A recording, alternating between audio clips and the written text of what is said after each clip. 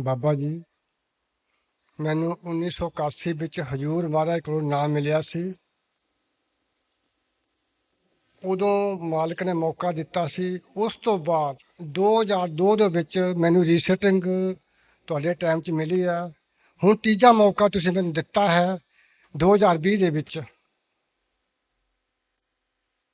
ਮੇਰਾ ਕੋਈ ਸਵਾਲ ਤਾਂ ਹੈ ਨਹੀਂ, ਪਰ ਕੋਈ ਸ਼ੰਕੇ ਆ, ਮੈਂ ਤੁਹਾਨੂੰ ਨਿਵਰਤ ਕਰਨਾ ਚਾਹੁੰਦਾ। ਪਹਿਲਾ ਮੇਰਾ ਸਵਾਲ ਹੈ, ਜਦੋਂ ਸਤਸੰਗੀ ਚੋਲਾ ਛੱਡਦਾ ਹੈ, ਕਿਉਂਕਿ ਮੈਂ ਹਜ਼ੂਰ ਮਹਾਰਾਜ ਕੋਲੋਂ ਨਾਮਦਾਨ 1981 ਵਿੱਚ ਲਿਆ ਹੋਇਆ ਹੈ। ਅਸੀਂ ਉਹਨਾਂ ਦੀ 9 ਸਾਲ ਸੰਗਤ ਕੀਤੀ ਹੈ। ਉਸ ਤੋਂ ਬਾਅਦ ਬਾਬਾ ਜੀ ਦੀ ਸੰਗਤ ਹੀ 30 ਸਾਲ ਹੋ ਗਏ ਆ ਕਰਦਿਆਂ ਹੋਇਆਂ ਨੇ। ਬੜਾ ਪਿਆਰ ਮਿਲਿਆ ਹੈ।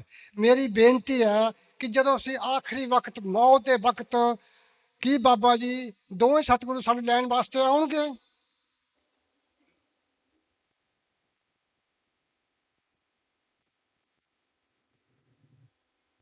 ਬੇਟਾ, ਪਹਿਲੀ ਗੱਲ ਤਾਂ ਇਹ ਹੈ, ਮਾਲਿਕ ਆਊਗਾ ਲੈਣ ਵਾਸਤੇ, ਔਰ ਮਾਲਿਕ ਸਾਰਿਆਂ ਨੂੰ ਲੈਣ ਵਾਸਤੇ ਆਊਗਾ। ਇਹ ਨਾ ਸੋਚੋ ਕਿ ਸਿਰਫ ਸਤਸੰਗੀਆਂ ਨੂੰ ਲੈਣ ਵਾਸਤੇ ਆਊਗਾ, ਸਾਰਿਆਂ ਨੂੰ ਆਊਗਾ। ਮਤਲਬ ਕੀ ਹੈ? ਪਹਿਚਾਣ ਦਾ। ਜਿਹਨੇ ਤਾਂ ਜਿੰਦੇ ਜੀ ਰਿਸ਼ਤਾ ਜੋੜਿਆ ਉਹ ਪਹਿਚਾਣ ਲੈਂਦਾ, ਜਿਹੜੇ ਜਿੰਦਾ ਜੀ ਰਿਸ਼ਤਾ ਨਹੀਂ ਜੋੜਿਆ ਉਹ ਪਹਿਚਾਣਦਾ ਨਹੀਂ, ਉਹ ਸਮਝਦਾ ਪਤਾ ਨਹੀਂ ਕੌਣ ਆ ਗਿਆ। ਬਸ ਇੰਨਾ ਹੀ ਫਰਕ ਹੈ। ਸੋ ਇਸ ਕਰਕੇ ਕਿ ਕੌਣ ਆਊਗਾ, ਇੱਕ ਆਊਗਾ ਜਾਂ ਦੂਜਾ ਆਊਗਾ ਜਾਂ ਸਾਰੇ ਆਣਗੇ, ਇਹਦਾ ਤਾਂ ਮਕਸਦ ਹੀ ਕੋਈ ਨਹੀਂ ਨਾ।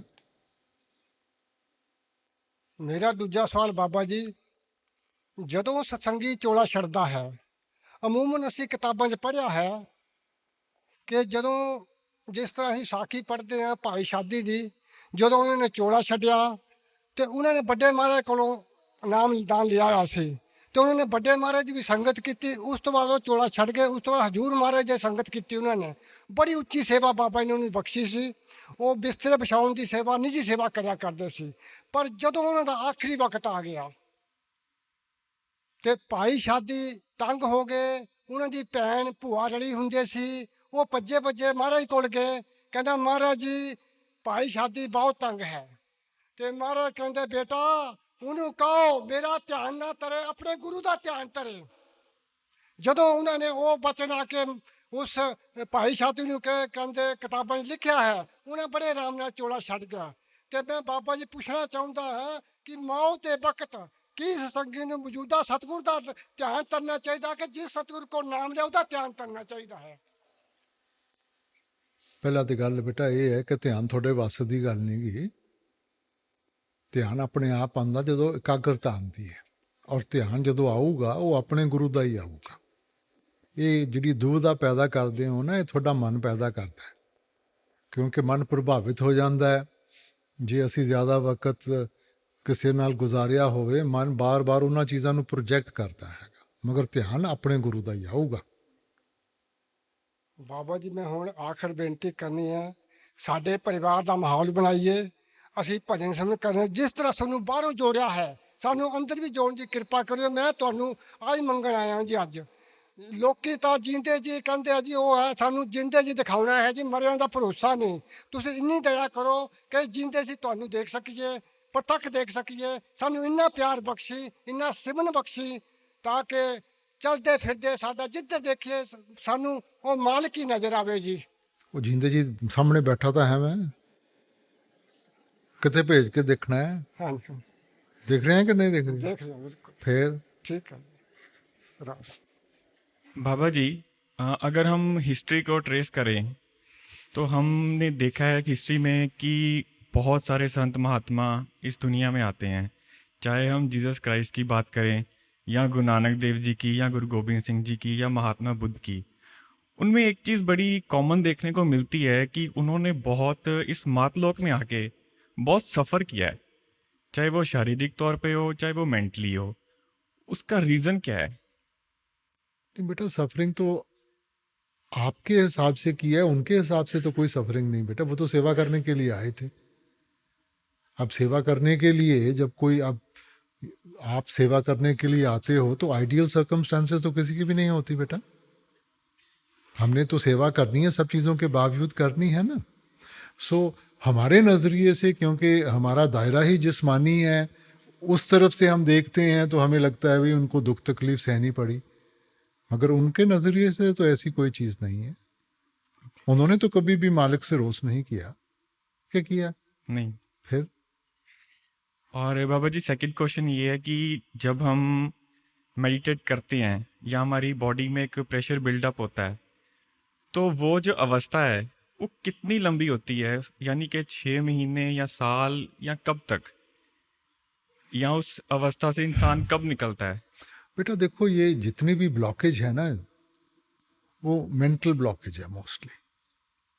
तो जब तक पूरा विश्वास नहीं होगा तो मेंटल ब्लॉक कहाँ से जाएगा बेटा? अब इसके लिए दायरा आप कहें जी 1 महीने में हो जाएगा, 2 महीने में हो जाएगा, ये तो आपके ऊपर निर्भर है ना। आप भजन सिमरन करोगे, विश्वास बन जाएगा तो सारा ब्लॉकेज खत्म हो जाएगा।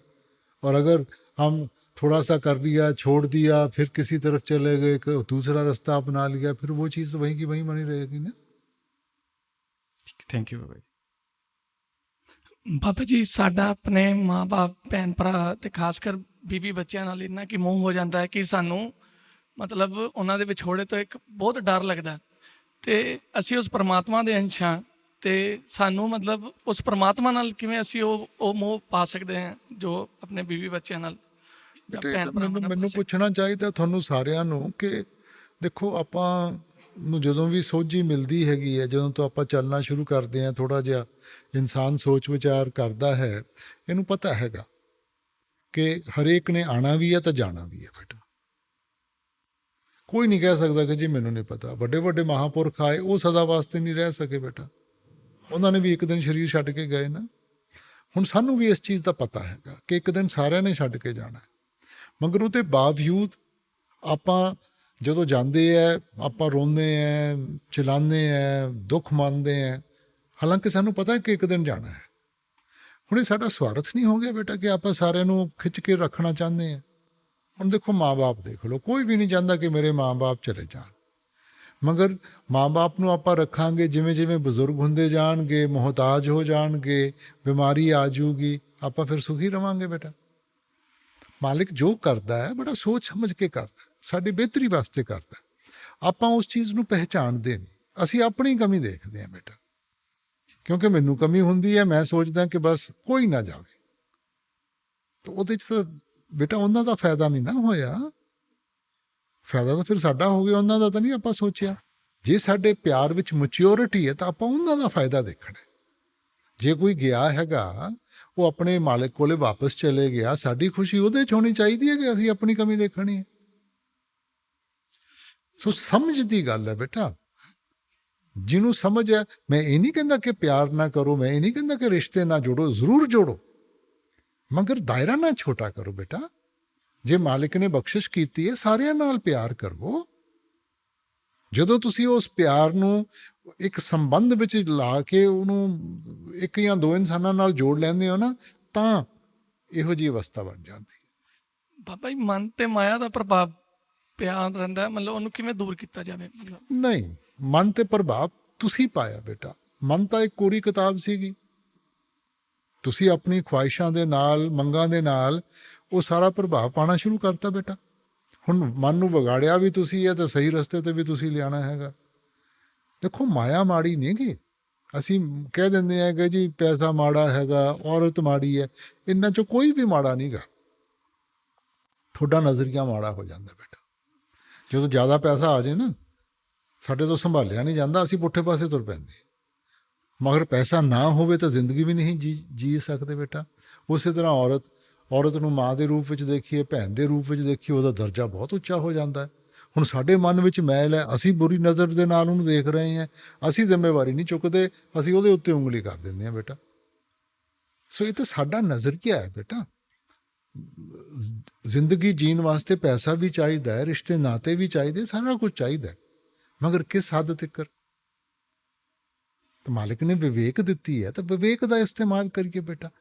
ਹਰੇਕ ਚੀਜ਼ ਦੀ ਹੱਦ ਵਿੱਚ ਰਵਾਂਗੇ, ਖੁਸ਼ੀ ਮਿਲੂਗੀ। ਜੇ ਹੱਦ ਨੂੰ ਪਾਰ ਕਰਕੇ ਅਸੀਂ ਸੋਚਾਂਗੇ ਸਾਰਾ ਕੁਝ ਠੀਕ ਹੋ ਜਾਊਗਾ, ਫਿਰ ਮਨ ਹਾਵੀ ਹੋ ਜਾਂਦਾ ਹੈ।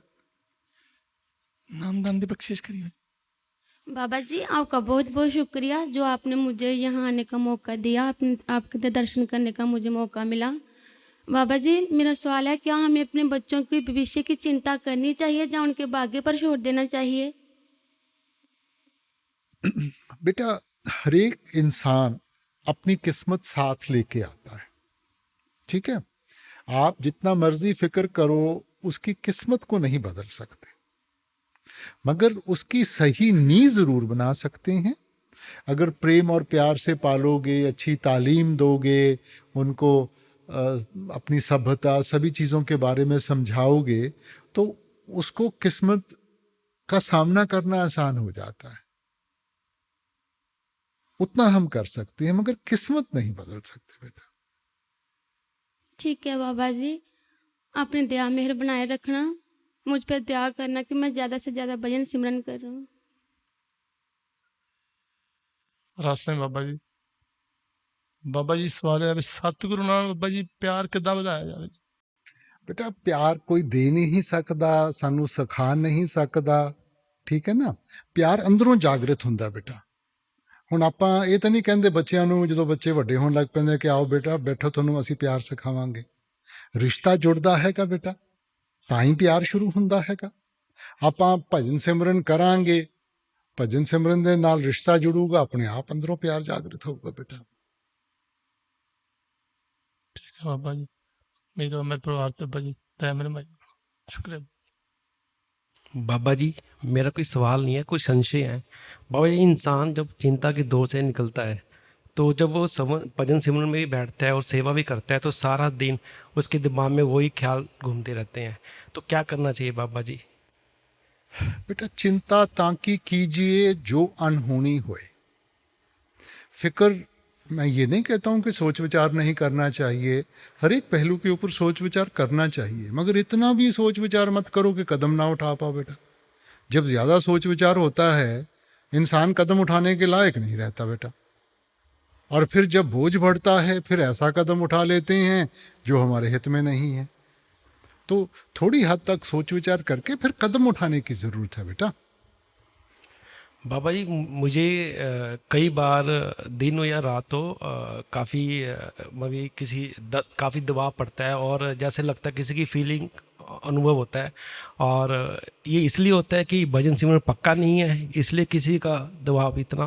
नहीं बेटा देखो दुनिया की रीत है, कमज़ोरी आपां दिखावांगे तो सारे फ़ायदा उठाएंगे, ताकत दिखावांगे कुछ नहीं कर सकता बेटा। ये हमारे मन का ख्याल है और कुछ नहीं है। ऐसे नहीं कोई बोझ हमारे ऊपर डाल सकता बेटा। आखिर में बाबा जी जितने भी संत महात्मा इस दुनिया में आए हैं और कबीर साहब जी ने भी काफ़ी जोर देकर कहा है कि गुरु जो और कुल मालिक में कोई कभी भी मत और भेद मत समझना, वो और अनजाने में उसे मानुष भी ना समझ बैठना, क्योंकि वो खुद कुल मालिक है। तो बाबा जी ये सारा कुछ हमें सब जानने के बावजूद अगर भजन सिमरन हमारा पक्का नहीं होता है तो बाबा जी मुक्ति है?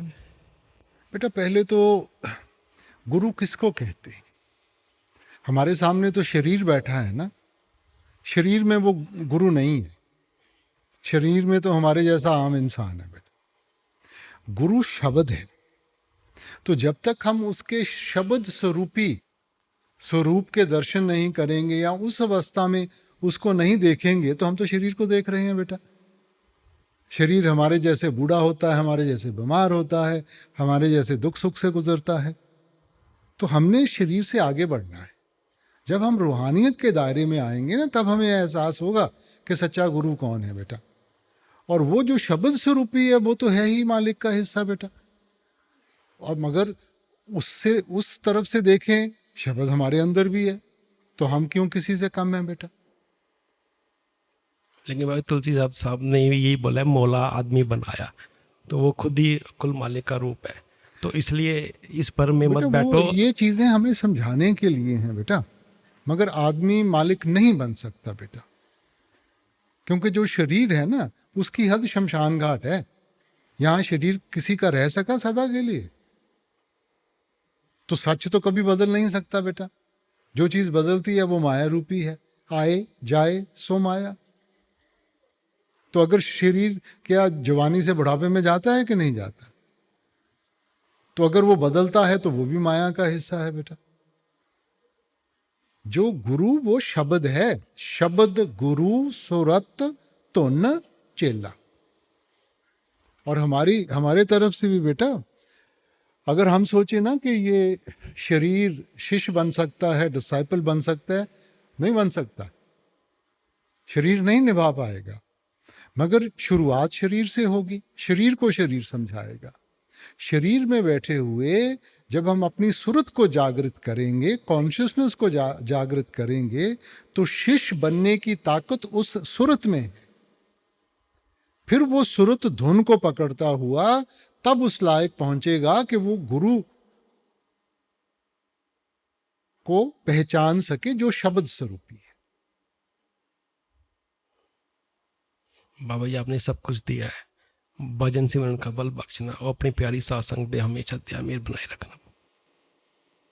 ਬਾਬਾ ਜੀ ਜੇ ਕੋਈ ਨਾਮਦਾਨ ਲੈ ਕੇ ਵੀ ਭਜਨ ਸਿਮਰਨ ਨਾ ਕਰਦਾ ਹੋਵੇ ਫਿਰ बेटा सामने रोटी पई नहीं खांदा तो नुकसान कीदा है? ਉਹਦਾ ਨੁਕਸਾਨ ਸਾਡਾ ਹੈ ਹੀ ਹੈ ਹੈ ਸਾਡਾ ਹੀ ਹੈ ਹਾਂ ਤਾਂ ਫਿਰ ਬੇਟਾ ਮੇਰੇ ਵੱਲੋਂ ਕੀ ਹੈ? ਜੇ ਤੁਸੀਂ ਨਾਮਦਾਨ ਲੈ ਕੇ ਵੀ ਤੁਸੀਂ ਉਹਦੀ ਕਦਰ ਨਹੀਂ ਕਰੋਗੇ, ਤੁਸੀਂ ਭਜਨ ਬੰਦਗੀ ਨਹੀਂ ਕਰੋਗੇ, ਤਾਂ ਨੁਕਸਾਨ ਆਪਣਾ ਹੀ ਕਰਾਂਗੇ ਬੇਟਾ। ਕਿਸੇ ਨੂੰ ਨੌਕਰੀ ਮਿਲ ਗਈ, ਜੇ ਉਹ ਨੌਕਰੀ ਤੇ ਨਹੀਂ ਜਾਂਦਾ, ਹੁਣ ਮੈਂ ਕੀ ਕਰਾਂ? ਨੁਕਸਾਨ ਤਾਂ ਉਹਦਾ ਹੀ ਹੈ ਨਾ।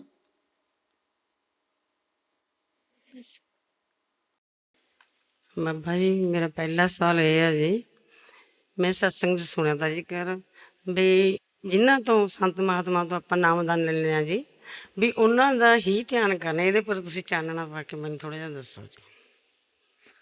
ਬੇਟਾ ਦੇਖੋ, ਆਪਾਂ ਸੰਬੰਧ ਜੋੜਨਾ ਹੈ। ਅਸਲ ਵਿੱਚ ਤਾਂ ਧਿਆਨ ਤਾਂ ਸਿਰਫ ਮਾਲਕ ਦਾ ਕਰਨਾ ਚਾਹੀਦਾ ਹੈ, ਮਗਰ ਆਪਾਂ ਕਦੇ ਮਾਲਕ ਨੂੰ ਦੇਖਿਆ ਨਹੀਂਗਾ। ਇਸ ਕਰਕੇ ਸੰਬੰਧ ਜੋੜਨ ਵਾਸਤੇ ਪਹਿਲਾਂ ਤਾਂ ਆਪਾਂ ਸਿਮਰਨ ਕਰਦੇ ਹਾਂ। ਸਿਮਰਨ ਦੇ ਨਾਲ ਮਨ ਵਿੱਚ ਇਕਾਗਰਤਾ ਲਿਆਉਣ ਦੀ ਸਾਡੀ ਕੋਸ਼ਿਸ਼ ਹੁੰਦੀ ਹੈ। ਹੁਣ ਇਕਾਗਰਤਾ ਤਾਂ ਆਪਾਂ ਲੈ ਆਏ, ਮਗਰ ਜਿੰਨਾ ਚਿਰ ਮਨ ਟਿਕੂਗਾ ਨਹੀਂ, ਜਦੋਂ ਸਿਮਰਨ ਛੱਡਾਂਗੇ ਖਿਆਲ ਫਿਰ ਫੈਲ ਜਾਊਗਾ। ਸੋ ਉਹ ਇਕਾਗਰਤਾ ਲਿਆਉਣ ਵਾਸਤੇ ਸਾਨੂੰ ਮਨ ਦਾ ਟਿਕਾਓ ਚਾਹੀਦਾ ਹੈ। ਉੱਥੇ ਫਿਰ ਧਿਆਨ ਆਉਂਦਾ ਹੈਗਾ। ਔਰ ਧਿਆਨ ਸਾਡੇ ਵੱਸ ਦੀ ਗੱਲ ਨਹੀਂ ਗੀ। ਧਿਆਨ ਆਊਗਾ ਜਦੋਂ ਇਕਾਗਰਤਾ ਆਊਗੀ। ਇਹ ਜਿਹੜਾ ਅਸੀਂ ਸੋਚਦੇ ਹਾਂ ਨਾ ਕਿ ਜੀ ਕਿਹਦਾ ਕਰੀਏ, ਪਹਿਲਿਆਂ ਦਾ, ਹੁਣ ਦਾ, ਇਹ ਉਹ, ਬੇਟਾ ਧਿਆਨ ਜਿਨ੍ਹਾਂ ਤੋਂ ਨਾਮ ਲਿੱਤਾ ਉਹਨਾਂ ਦਾ ਹੀ ਆਊਗਾ ਬੇਟਾ। ਸੋ ਇਹ ਸਾਡੇ ਵੱਸ ਦੀ ਗੱਲ ਨਹੀਂ। ਆਪਾਂ ਆਪਣੇ ਵੱਲੋਂ ਸਿਰਫ ਸਿਮਰਨ ਕਰ ਸਕਦੇ ਹਾਂ। ਸਿਮਰਨ ਕਰਾਂਗੇ, ਇਕਾਗਰਤਾ ਆਊਗੀ, ਧਿਆਨ ਆਊਗਾ। ਬਾਕੀ ਜਿਹੜੀਆਂ ਸ਼ਕਲਾਂ ਆਉਂਦੀਆਂ ਬੇਟਾ, ਉਹ ਜੇ ਕਿਸੇ ਨੇ ਸਾਡੇ ਮਨ ਦੇ ਉੱਤੇ ਪ੍ਰਭਾਵ ਪਾਇਆ ਹੋਏ ਨਾ, ਉਹਦੀ ਸ਼ਕਲ ਆ ਜਾਊਗੀ, ਮਗਰ ਉਹਦੇ ਨਾਲ ਟਿਕਾਓ ਨਹੀਂ ਮਿਲਣਾ। ਮੇਰਾ ਦੂਸਰਾ ਸਵਾਲ ਇਹ ਹੈ ਬਾਬਾ ਜੀ, ਵੀ ਮੈਂ ਰਾਤ ਨੂੰ ਮੈਨੂੰ ਨੀਂਦ ਨਹੀਂ ਆਉਂਦੀ ਹੈਗੀ, ਮੈਂ ਭਜਨ ਤੇ ਬਹਿਨੀ ਆ ਜੀ, ਫਿਰ ਜਾਨ ਟੁੱਟਦੀ ਹੈ ਕਿ ਕੋਲੂ 'ਚ ਰਸ ਪੀੜਿਆ ਕਰਦੇ ਆਪਾਂ, ਵੀ ਕਦੇ ਭਜਨ ਤੇ ਬਹਿ ਗਈ, ਕਦੇ ਉੱਠ ਖੜੀ।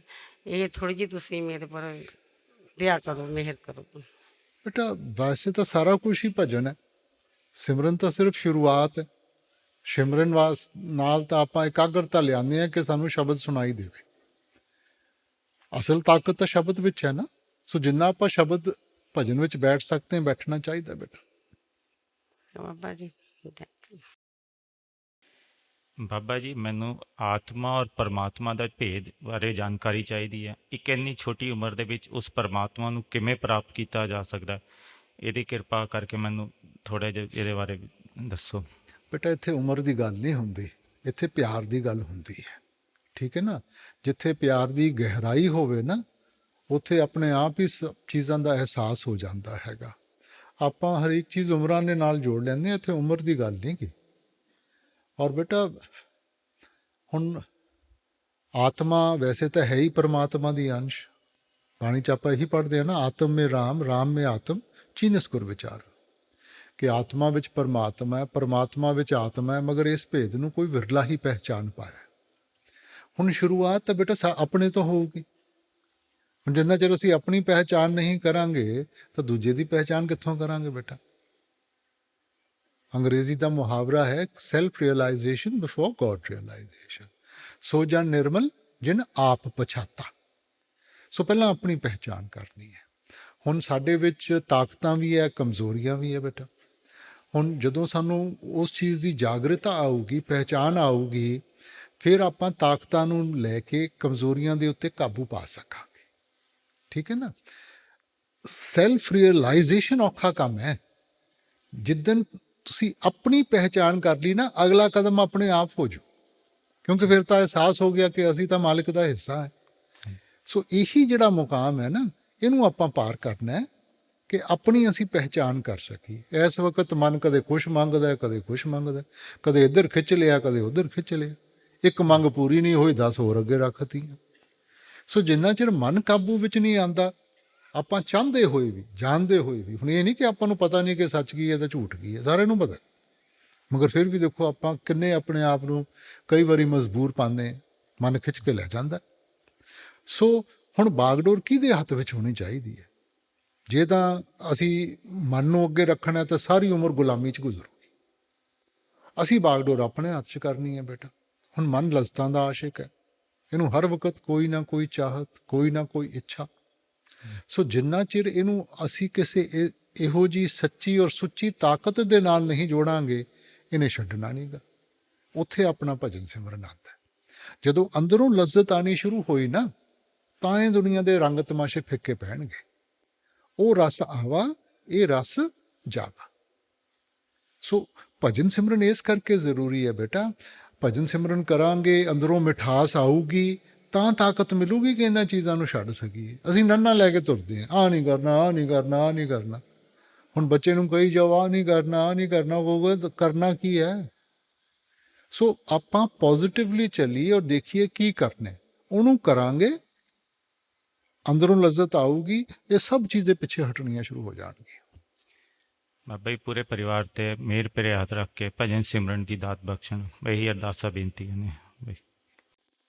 ਬਾਬਾ ਜੀ ਕਈ ਵਾਰੀ ਸਿਮਰਨ ਵਿੱਚ ਠੀਕ ਮਨ ਲੱਗਦਾ ਹੈਗਾ, ਔਰ ਕਈ ਵਾਰੀ ਮਨ 'ਚ ਬੜੀ ਹਲਚਲ ਹੁੰਦੀ ਹੈ, ਤੇ ਸਤਸੰਗ ਲਗਾ ਕੇ ਸਿਮਰਨ ਕਰੀਦਾ ਹੈ। ਕਿਆ ਉਹ ਉਚਿਤ ਹੈ ਸਰ? ਨਹੀਂ ਬੇਟਾ, ਬੇਟਾ ਸਤਸੰਗ ਦਾ ਮਕਸਦ ਕੀ ਹੈ?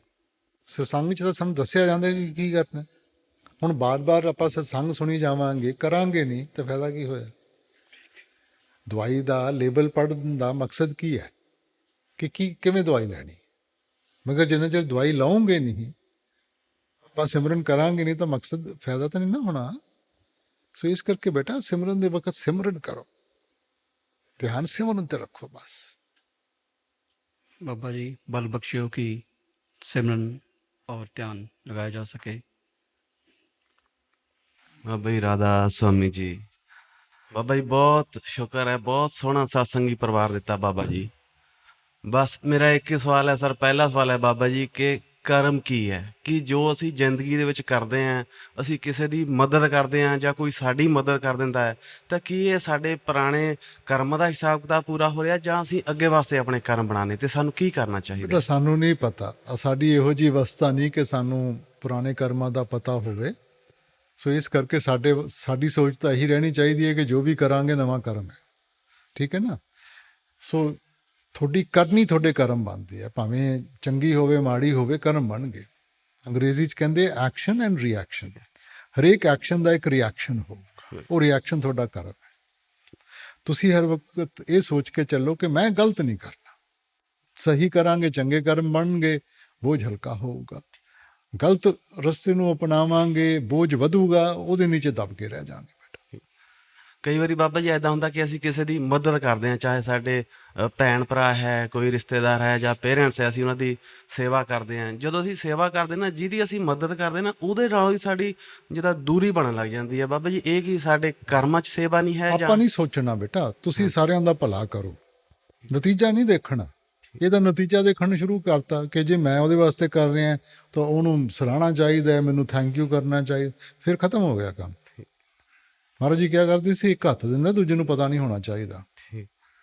ਬਸ ਇਹੋ ਜਿਹਾ ਕਰਮ ਕਰੋ, ਆਪਾਂ ਨਹੀਂ ਜਿਤਾਣਾ ਕਿਸੇ ਨੂੰ। ਜੇ ਜਿਤਾਣਾ ਸ਼ੁਰੂ ਕਰਤਾ ਗੱਲ ਖਤਮ ਹੋ ਗਈ। ਫਿਰ ਬਾਬਾ ਜੀ ਮੇਰੀ ਇੱਕੋ ਹੀ ਬੇਟੀ ਨੂੰ ਨਾਮਦਾਨ ਦੀ ਬਖਸ਼ਿਸ਼ ਕਰਨੀ ਔਰ ਪਰਿਵਾਰ ਨੂੰ ਚਰਨਾਂ ਨਾਲ ਜੋੜੀ ਰੱਖਣਾ, ਸਿਮਰਨ ਬਖਸ਼ਣ ਬਾਬਾ ਜੀ। ਬਾਬਾ ਜੀ ਅਜੇ ਪੱਲੇ ਇੱਥੇ ਰੋਕ ਲਓ, ਅਜੇ ਪੱਲੇ ਇੱਥੇ ਰੋਕ ਲਓ ਬਾਬਾ ਜੀ, ਇੱਥੇ ਰੋਕ ਲਾ। ਹਾਂਜੀ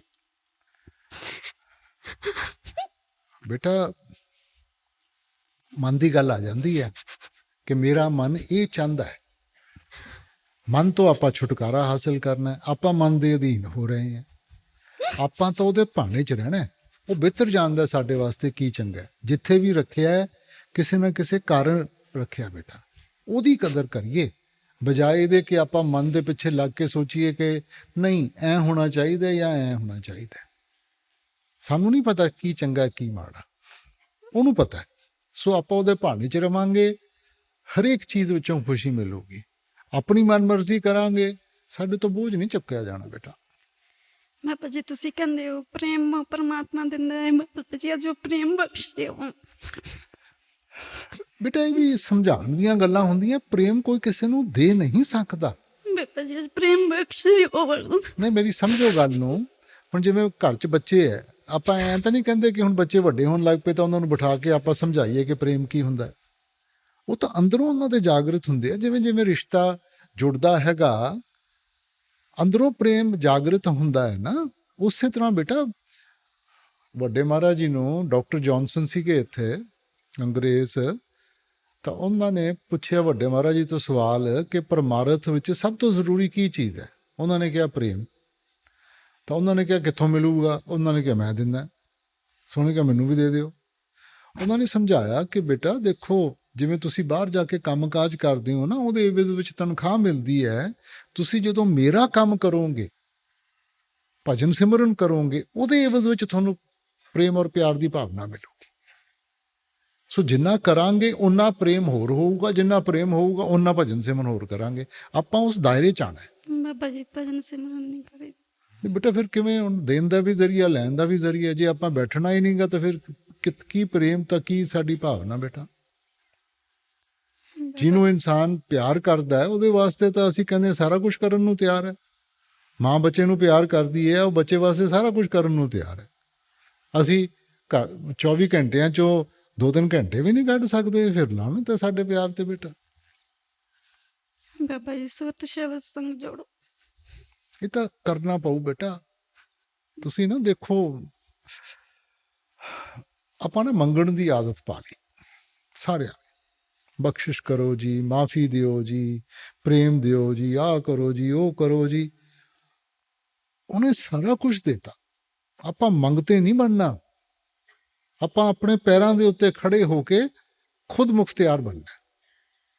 ਸੋ ਆਪਾਂ ਮੰਗਣਾ ਨਹੀਂ, ਆਪਾਂ ਤਾਂ ਸਿਰਫ ਉਹਦੇ ਭਾਣੇ 'ਚ ਰਹਿਣਾ। ਜੇ ਉਹਦੇ ਭਾਣੇ 'ਚ ਰਵਾਂਗੇ, ਉਹ ਇੰਨੀ ਤਾਕਤ ਦੇਊਗਾ ਕਿ ਹਰੇਕ ਚੀਜ਼ 'ਚੋਂ ਆਪਾਂ ਗੁਜ਼ਰ ਸਕਦੇ ਹਾਂ ਬੇਟਾ। ਮਗਰ ਇਹ ਤਾਂ ਹੋਊਗਾ ਜਦੋਂ ਤੁਸੀਂ ਆਪਣੀ ਅਵਸਥਾ ਬਦਲੋਗੇ, ਭਜਨ ਸਿਮਰਨ ਕਰੋਗੇ। ਬਾਬਾ ਜੀ ਭਜਨ ਸਿਮਰਨ ਦੀ ਤਾਕਤ ਨਾਲ ਉਹੀ ਗੱਲ ਫਿਰ ਬਾਬਾ ਜੀ ਕਰੋ। ਭਜਨ ਸਿਮਰਨ ਕਰੀਏ ਔਰ ਸੇਵਾ ਨਾਲ ਜੋੜੀ ਰੱਖੇ ਬਾਬਾ ਜੀ। ਹਾਂ, ਇਹ ਠੀਕ ਹੈ। बाबा जी यकीन नहीं हो रहा आप सामने हो। Thank you for this opportunity. Baba ji मेरा क्वेश्चन है कि हम परमार्थी जीवन में इतना ध्यान कैसे लगाएं कि दुनियावी जीवन में ज़्यादा ध्यान ना जाए? बेटा प्रायोरिटीज की बात है।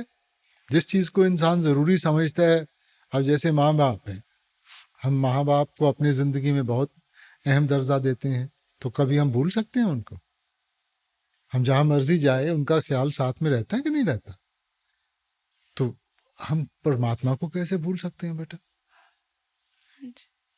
मालिक ने ही सब कुछ दिया है। जिसने सब कुछ दिया उसी को भूल जाएंगे तो फिर बेटा कदर तो नहीं ना हुई।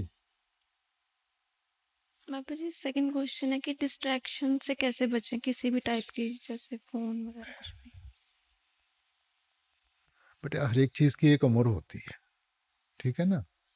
हमें उसके हिसाब से चलना चाहिए।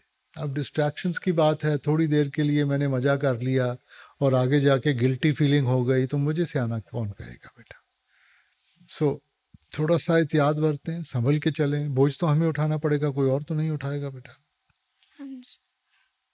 बाबा जी नामदान की बख्शिश करना और अपने साथ लेके जाना, वापस इस दुनिया में नहीं आना। नहीं अपने साथ कहाँ लेके जाना? सचखंड। साडी मर्जी दे नाल थोड़ी किसने चलना बेटा। ਆਪਾਂ ਤਾਂ ਉਹਦੇ ਭਾਣੇ 'ਚ ਰਹਿਣਾ ਹੈ। ਸਾਡੀ ਮਰਜ਼ੀ ਪੁੱਛਣੀ ਹੈ ਕਿਸੇ ਨੇ? ਹੈ ਬਖਸ਼ਿਸ਼ ਕਰਨਾ ਬਾਬਾ ਜੀ। ਬਾਬਾ ਜੀ ਹਰੇਕ ਇਨਸਾਨ ਦੀ ਜ਼ਿੰਦਗੀ 'ਚ ਕੋਈ ਨਾ ਕੋਈ ਟਾਰਗੇਟ ਹੁੰਦਾ, ਕੋਈ ਨਾ ਕੋਈ ਗੋਲ ਹੁੰਦਾ ਵਾ। ਪਰ ਜਦੋਂ ਅਸੀਂ ਉਸ ਗੋਲ ਨੂੰ ਪੂਰਾ ਕਰਨ ਲਈ ਮਿਹਨਤ ਕਰਦੇ ਹਾਂ ਤਾਂ ਸਾਡੇ ਸਾਹਮਣੇ ਬਹੁਤ ਡਿਸਟਰੈਕਸ਼ਨਸ, ਬਹੁਤ ਨੈਗੇਟਿਵਿਟੀ ਆਉਂਦੀ ਆ। ਅਸੀਂ ਉਸ ਨੂੰ ਕਿੱਦਾਂ ਹੈਂਡਲ ਕਰੀਏ? ਨਹੀਂ ਬੇਟਾ ਫਿਰ ਗੋਲ ਰੱਖਣ ਦਾ ਅੱਗੇ ਸਾਹਮਣੇ ਕੀ ਮਕਸਦ ਹੋਇਆ ਬੇਟਾ? ਗੋਲ ਦਾ ਮਕਸਦ ਇਹੀ ਹੈ, ਜਦੋਂ ਆਪਾਂ ਘੋੜੇ ਦੇ ਨਾਲ ਉਹ ਬਲਿੰਕਰਸ ਪਾ ਦਿੰਦੇ ਆ ਨਾ ਕਿ ਨਾ ਇੱਧਰ ਦੇਖੇ ਨਾ ਉੱਧਰ ਦੇਖੇ, ਸਿਰਫ ਉਸ ਚੀਜ਼ ਨੂੰ ਦੇਖੇ, ਤੇ ਸਾਨੂੰ ਵੀ ਉਸੇ ਤਰ੍ਹਾਂ ਕਰਨਾ ਚਾਹੀਦਾ ਬੇਟਾ ਕਿ ਆਪਣੇ ਲਕਸ਼ ਨੂੰ ਅੱਗੇ ਰੱਖ ਕੇ ਉਹਦੀ ਤਰਫ ਵਧੀਏ ਆਪਾਂ। ਹੁਣ ਬੇਟਾ ਦੁਨੀਆ ਵਿੱਚ ਤਾਂ ਬਥੇਰੀਆਂ ਡਿਸਟਰੈਕਸ਼ਨਸ ਹੈ। ਹੁਣ ਜੇ ਮੈਂ ਇੱਥੋਂ ਦਿੱਲੀ ਜਾਣਾ ਹੈਗਾ, ਰਸਤੇ ਵਿੱਚ ਅਲੱਗ-ਅਲੱਗ ਸ਼ਹਿਰ ਆਉਂਦੇ ਆ, ਜੇ ਮੈਂ ਉਹਨਾਂ ਵਿੱਚ ਹੀ ਦੇਖਭਾਲ ਕਰਨੀ ਸ਼ੁਰੂ ਕਰਦੀ ਤਾਂ ਫਿਰ ਮੈਂ ਦਿੱਲੀ ਕਦੋਂ ਪਹੁੰਚੂੰਗਾ ਬੇਟਾ? ਹੁਣ ਇਹ ਤਾਂ ਮੇਰੇ ਉੱਤੇ ਮੁਨੱਸਰ ਹੈ ਨਾ। ਜੇ ਮੈਂ ਦਿੱਲੀ ਨੂੰ ਦੇਖ ਕੇ ਮੈਂ ਦਿੱਲੀ ਦੀ ਤਰਫ ਵਧੀ ਜਾਊਂਗਾ, ਮੈਂ ਛੇਤੀ ਪਹੁੰਚ ਜਾਊਂਗਾ। ਜੇ ਮੈਂ ਰਸਤੇ 'ਚ ਰੁਕ ਗਿਆ ਫਿਰ ਉੱਥੇ ਫਸ ਜਾਊਂਗਾ ਮੈਂ। ਸੋ ਇਹ ਤਾਂ ਮੇਰੇ ਤੇ ਮੁਨੱਸਰ ਹੈ ਨਾ। ਤੇ ਬਾਬਾ ਜੀ ਜਦੋਂ ਸਾਨੂੰ ਸੈਂਟਰ ਤੋਂ ਸੇਵਾ ਵਾਸਤੇ ਬੁਲਾਵਾ ਆਉਂਦਾ ਵਾ, ਅਸੀਂ ਬੜੀ ਖੁਸ਼ੀ ਜਾਂਦੇ ਹਾਂ, ਸੇਵਾ ਕਰਦੇ ਹਾਂ, ਬਹੁਤ ਵਧੀਆ ਤਰੀਕੇ ਨਾਲ ਸੇਵਾ ਹੁੰਦੀ ਆ, ਬਹੁਤ ਮਨ ਖੁਸ਼ ਹੁੰਦਾ ਵਾ।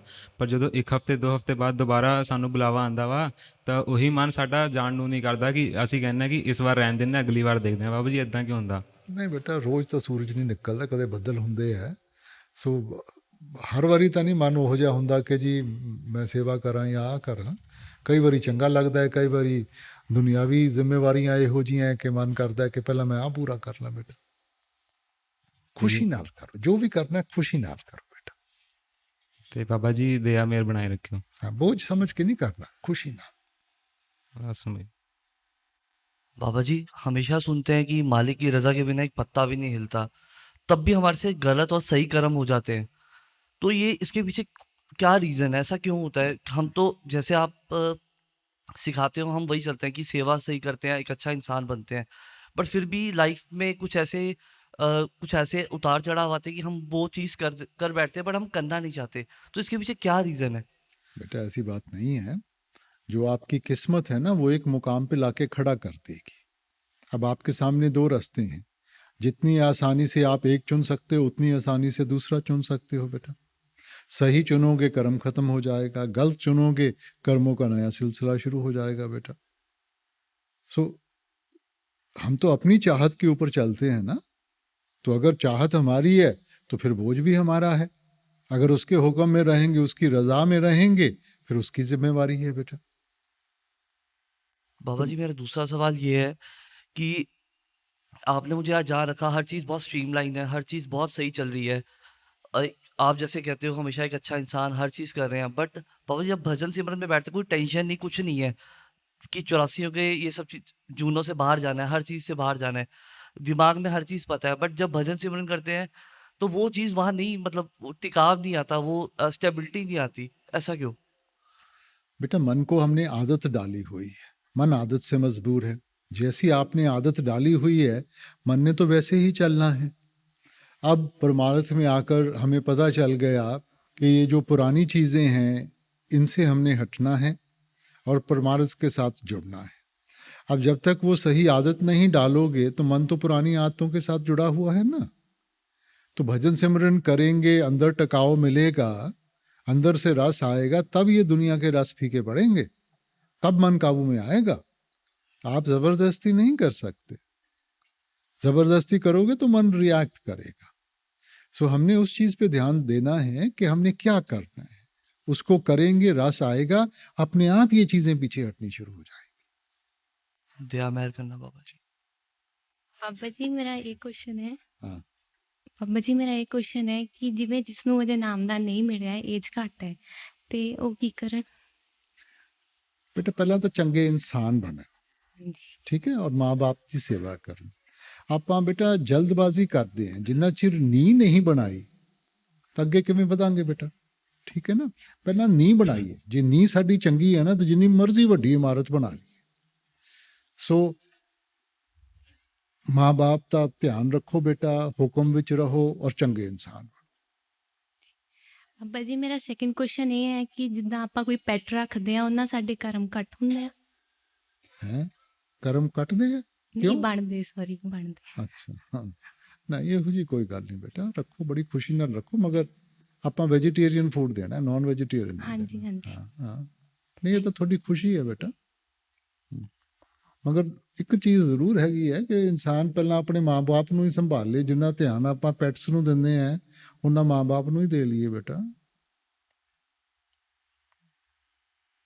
ਬਾਬਾ ਜੀ ਇੱਕ ਤਾਂ ਆਪਣਾ ਜਿਹੜਾ ਬੈਰਾਗ ਦੇ ਵਿੱਚ ਕੀਤਾ ਹੋਇਆ ਸਿਮਰਨ ਹੈ, ਇੱਕ ਆਪਾਂ ਰੂਟੀਨ 'ਚ ਵੈਸੇ ਹੀ ਰੂਟੀਨ 'ਚ ਬੈਠ ਜਾਂਦੇ ਹਾਂ, ਲੇਕਿਨ ਉਹ ਵਿਰਾਗ ਨੂੰ ਅਸੀਂ ਕੰਟੀਨਿਊ ਕਿੱਦਾਂ ਕਰ ਸਕਦੇ ਹਾਂ ਕਿ ਉਹ ਬਰਕਰਾਰ ਰਵੇ ਔਰ ਉਹ ਭੁੱਖ ਦੇ ਨਾਲ ਸਿਮਰਨ ਕਰੀਏ, ਉਹਦਾ ਬੜਾ ਇਸ਼ਕ ਪੈਦਾ ਹੁੰਦਾ ਮਾਲਕ ਦੇ ਨਾਲ। ਬੇਟਾ ਮਨ ਬੜਾ ਤਾਕਤਵਰ ਹੈ, ਜਿੰਨਾ ਚਿਰ ਇਹਨੂੰ ਕਿਸੇ ਚੀਜ਼ ਦੀ ਕਮੀ ਨਾ ਮਹਿਸੂਸ ਹੋਵੇ ਇਹ ਤਿਆਗ ਨਹੀਂ ਕਰਦਾ ਬੇਟਾ, ਇਹ ਕੁਰਬਾਨੀ ਨਹੀਂ ਦਿੰਦਾ। ਸੋ ਦੁਨੀਆ ਵਿੱਚ ਸਾਰੀਆਂ ਚੀਜ਼ਾਂ ਜ਼ਰੂਰਤ ਤੋਂ ਸ਼ੁਰੂ ਹੁੰਦੀਆਂ ਬੇਟਾ। ਹੁਣ ਸਿਹਤ ਦੀ ਜ਼ਰੂਰਤ ਹੈ, ਇਸ ਕਰਕੇ ਰੋਟੀ ਖਾਂਦੇ ਹਾਂ। ਸਾਫ਼ ਸੁਥਰੇ ਰਹਿਣ ਦੀ ਜ਼ਰੂਰਤ ਹੈ, ਆਪਾਂ ਜਾ ਕੇ ਨਹਾਉਂਦੇ ਹਾਂ। ਹਰੇਕ ਚੀਜ਼ ਜ਼ਰੂਰਤ ਤੋਂ ਸ਼ੁਰੂ ਹੁੰਦੀ ਹੈ।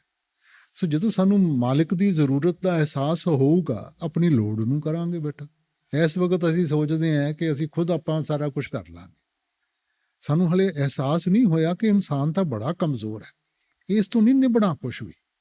ਇਹਨੂੰ ਸਹਾਰਾ ਚਾਹੀਦਾ, ਔਰ ਉਹ ਸਹਾਰਾ ਇਹ ਸਾਰੀਆਂ ਚੀਜ਼ਾਂ ਪੂਰੀਆਂ ਕਰਨ ਦਾ ਸਿਰਫ ਮਾਲਿਕ ਦੇ ਸਕਦਾ। ਅਸੀਂ ਸਹਾਰਾ ਇਨਸਾਨਾਂ ਤੋਂ ਲੈਂਦੇ, ਕਿਸੇ ਹੱਦ ਤੱਕ ਉਹ ਸਾਥ ਦਿੰਦੇ ਹੈ, ਮਗਰ ਅੱਗੇ ਜਾ ਕੇ ਫਿਰ ਉੱਥੇ ਛੱਡ ਦਿੰਦੇ ਹੈਗੇ। ਮਾਲਿਕ ਦੇ ਨਾਲ ਸਾਥ ਜੋੜਾਂਗੇ, ਉਹਨੇ ਕਦੇ ਨਹੀਂ ਸਾਥ ਛੱਡਣਾ। ਬਾਬਾ ਜੀ ਤੁਸੀਂ 2 ਬੇਟੀਆਂ ਦੀ ਦਾਤ ਦਿੱਤੀ ਹੈ, ਲੇਕਿਨ ਆਪਣੇ ਕਈ ਪਰਮਾਰਥ ਦੇ ਉੱਤੇ ਚੱਲਣ ਵਾਲੇ ਲੋਕ ਵੀ ਸਾਨੂੰ ਭਟਕਾਉਣ ਦੀ ਕੋਸ਼ਿਸ਼ ਕਰਦੇ ਆ ਕਿ ਤੁਸੀਂ ਸਾਇੰਸ ਦਾ ਸਹਾਰਾ ਲਵੋ ਬਾਹਰ ਜਾ ਕੇ, ਜਾਂ ਕਿਤੇ ਤੀਰਥਾਨਾਂ ਜਾ ਕੇ ਸੁਖਣਾ ਸੁਖੋ, ਤੇ ਬੇਟੇ ਦੀ ਦਾਤ ਜ਼ਰੂਰੀ ਹੁੰਦੀ ਹੈ ਵੰਸ਼ ਨੂੰ ਚਲਾਉਣਾ। ਕੀ ਇਹ ਸਭ ਠੀਕ ਹੈ? ਇਹਨਾਂ ਚੀਜ਼ਾਂ 'ਚ ਫਸਣਾ ਚਾਹੀਦਾ ਸਾਨੂੰ? ਪਹਿਲਾਂ ਹੀ ਤੇਰੇ ਬਾਲ ਉੱਡੀ ਜਾਂਦੇ ਐ, ਗਲਤ ਚੀਜ਼ ਮੰਗ ਕੇ ਬੈਠ ਗਏ, ਬਾਕੀ ਬਾਲ ਵੀ ਖਤਮ ਕਰ ਦੇਣੇ ਉਹਨਾਂ ਨੇ ਜੀ। ਕਾਹਦੇ ਵਾਸਤੇ ਬੇਟਾ? ਕੀ ਫਰਕ ਹੈ ਕੁੜੀਆਂ ਔਰ ਮੁੰਡਿਆਂ ਵਿੱਚ ਬੇਟਾ? ਕੁੜੀਆਂ ਤਾਂ ਵੱਡੇ ਹੋ ਕੇ ਮਾਂ-ਬਾਪ ਦਾ ਸੰਭਾਲ ਕਰਦੀਆਂ, ਸਾਰੀ ਉਮਰ ਪਿਆਰ ਕਰਦੀਆਂ ਹੈਗੀਆਂ। ਮੁੰਡਿਆਂ ਨੇ ਤਾਂ ਆਪਣੀ ਬੀਵੀਆਂ ਦੀ ਗੋਦੀਆਂ 'ਚ ਜਾ ਕੇ ਬਹਿ ਜਾਣਾ। ਮੇਰਾ ਮਨ ਨਹੀਂ ਮੰਨਦਾ, ਲੇਕਿਨ ਲੋਕ ਡਿਸਟਰਬ ਕਰਦੇ ਸਾਡੀ ਸੋਚ ਨੂੰ। ਇਹਨਾਂ ਦੀ ਲੋਕਾਂ ਦੀ ਸੁਣਨੀ ਆ ਆਪਾਂ ਬੇਟਾ ਜੀ। ਆਪਾਂ ਦੇਖੀਏ ਸਹੀ ਕੀ ਹੈਗਾ ਜੀ। ਦੇਖੋ ਬੇਟਾ, ਜੋ ਵੀ ਮਾਲਿਕ ਦਿੰਦਾ ਬੜਾ ਸੋਚ ਸਮਝ ਕੇ ਦਿੰਦਾ ਹੈ। ਜੀ। ਸਾਡੀ ਜਿਹੜੀ ਚਾਹਤ ਹੈ ਉਹ ਮਾਲਿਕ ਤੋਂ ਜ਼ਿਆਦਾ ਅਹਿਮ ਹੈ। ਸਾਨੂੰ ਬਿਹਤਰ ਪਤਾ ਹੈ ਬੇਟਾ, ਜੋ ਮਾਲਿਕ ਨੇ ਦਿੱਤਾ ਉਹਦੀ ਕਦਰ ਕਰੀਏ। ਹੁਣ ਜੇ ਆਪਾਂ ਆਪਣੇ ਮਨ ਦੇ ਪਿੱਛੇ ਜਾਂ ਲੋਕਾਂ ਦੇ ਪਿੱਛੇ ਚੱਲਾਂਗੇ ਤਾਂ ਲੋਕਾਂ ਨੇ ਤਾਂ ਨਹੀਂ ਘਰ ਪੂਰਾ ਕਰਨਾ ਬੇਟਾ। ਸੋ ਆਪਾਂ ਤਾਂ ਭਾਣੇ 'ਚ ਰਹਿਣਾ। ਠੀਕ। ਜੋ ਤਿਸ ਭਾਵੇ ਨਾਨਕਾ ਸਾਈ ਗੱਲ ਚੰਗੀ। बाबा जी मेरी फैमिली कोई नहीं बाबा जी आंदा ब्यास, बाबा जी सिर्फ अकेला मैं ही आना बाबा जी। ਬੇਟਾ ਤੁਸੀਂ मेरे को बाबा जी ਨਹੀਂ ਬੇਟਾ, ਐ ਮੰਗਣ ਨਾਲ ਨਹੀਂ, ਚੰਗੇ ਉਦਾਹਰਨ ਬਣੋ। ਜੇ ਉਹ ਦੇਖਣਗੇ ਨਾ ਕਿ ਬਿਆਸ ਨਾਲ ਜੁੜ ਕੇ ਤੁਹਾਨੂੰ ਕੀ ਫਰਕ ਪਿਆ ਹੈਗਾ ਔਰ ਚੰਗੇ ਇਨਸਾਨ ਬਣੇ ਹੋ, ਤਾਂ ਆਪਣੇ ਆਪ ਉਹਨਾਂ ਤੇ ਅਸਰ ਹੋਊਗਾ ਬੇਟਾ। ਹੁਣ ਨਾ ਆਪਾਂ ਲਫ਼ਜ਼ਾਂ ਦੇ ਨਾਲ ਕਵਾਂਗੇ, ਲਫ਼ਜ਼ਾਂ ਦੇ ਨਾਲ ਨਹੀਂ, ਪਰਮਾਰਥ ਔਰ ਪੋਲਿਟਿਕਸ, ਇਹ ਲਫ਼ਜ਼ਾਂ ਨਾਲ ਨਹੀਂ ਤੁਸੀਂ ਕਿਸੇ ਨੂੰ ਬਣਾ ਸਕਦੇ, ਉਦਾਹਰਨ ਦੇ ਨਾਲ। ਬਾਬਾ ਜੀ ਤੁਹਾਡੇ ਬਾਬਾ ਜੀ ਇੱਕ ਵਾਰ ਹੋਇਆ ਦਰਸ਼ਨ ਬਾਬਾ ਜੀ, ਹਾਲੇ ਤੱਕ ਬਾਬਾ ਜੀ ਮੈਨੂੰ ਇਹ ਸ਼ਬਦ ਨਹੀਂ ਮਿਲਿਆ ਬਾਬਾ ਜੀ। ਤੁਹਾਡੇ ਬਾਬਾ ਜੀ ਬਹੁਤ ਮੇਰਾ ਮੇਰੇ ਤੇ ਕੋਈ ਰਸਮ ਬਾਬਾ ਜੀ।